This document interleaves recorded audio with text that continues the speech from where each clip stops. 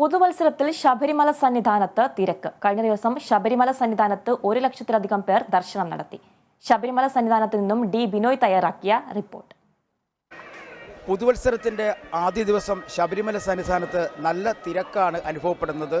ഈ ജനുവരി 8-ാം തീയതി വരെ 90,000-ലധികം പേരാണ്. അതായത് ജനുവരി 8-ാം തീയതി വരെ വെർച്വൽ ക്യൂ വഴിയുള്ള ബുക്കിംഗ് ഏകദേശം പൂർത്തിയായി കഴിഞ്ഞിരിക്കുന്നു എന്നുള്ളതാണ് ഏറ്റവും വലിയ പ്രത്യേകത. ഇനിയുള്ളത് സ്പോട്ട് ബുക്കിംഗ് ആണ്. അതിന് 13 സ്ഥലങ്ങളാണ് ശബരിമലയുമായി ബന്ധപ്പെട്ട് ഏർപ്പെടുത്തിയിട്ടുള്ളത്. അങ്ങനെ വരുമ്പോൾ ഒരു ദിവസം 1 ലക്ഷത്തിലധികം വരെ തീർത്ഥാടകർ ശബരിമല സന്നിധാനത്ത് എത്താനുള്ള സാധ്യതയുമുണ്ട്. മറ്റൊരു പ്രത്യേകതയുള്ളത് പരമ്പരാഗത കാനനപാതകൾ വഴി ശബരിമല സന്നിധാനത്തേക്ക് എത്തുന്ന തീർത്ഥാടകരുടെ എണ്ണത്തിൽ കാര്യമായ വർധന ഉണ്ട് എന്നുള്ളതാണ്. കാരണം കരിമല വഴിയാണ് ഏറ്റവും കൂടുതൽ തീർത്ഥാടകർ ഇപ്പോൾ സന്നിധാനത്തേക്ക് വരുന്നത്.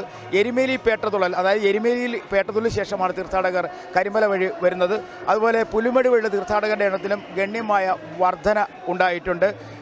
അതുപോലെ തന്നെ പമ്പയിൽ ജലനിരപ്പ് താഴ്ന്നതിനെ തുടർന്ന് അത് ക്രമീകരിക്കുന്നതിനായി കുള്ളാർ ഡാമിൽ നിന്ന് വെള്ളം തുറന്നുവിടുന്നതിനെക്കുറിച്ചും ഇപ്പോൾ തീരുമാനമായിട്ടുണ്ട്. അങ്ങനെയാണെന്നുണ്ടെങ്കിൽ 2 ദിവസത്തിനുള്ളിൽ തന്നെ പമ്പയിൽ ഇപ്പോൾ പല സ്ഥലങ്ങളിലും വെള്ളം കെട്ടിക്കിടക്കുന്ന ഒരു അവസ്ഥയാണ്. അത് ഒഴിവാക്കുന്നതിന് വേണ്ടി കുള്ളാർ ഡാമിൽ നിന്നും വെള്ളം തുറന്നുവിടും. അങ്ങനെ വരികയാണെങ്കിൽ മലിനജലം ഒഴുകിക്കളയാൻ കഴിയും എന്നുള്ള പ്രതീക്ഷയിലാണ് ജലവിഭവ വകുപ്പ്. ഇതിനുള്ള നടപടിക്രമങ്ങൾ പൂർത്തിയായി കഴിഞ്ഞിരിക്കുന്നു.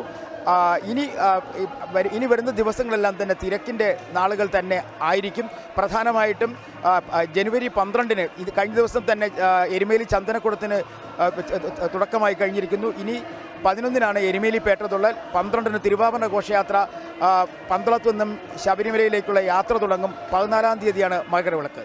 ശബരിമല സന്നിധാനത്തു നിന്നും അശ്വന്ത് പിണറായിക്കൊപ്പം D Binoy, Kerala Vision news.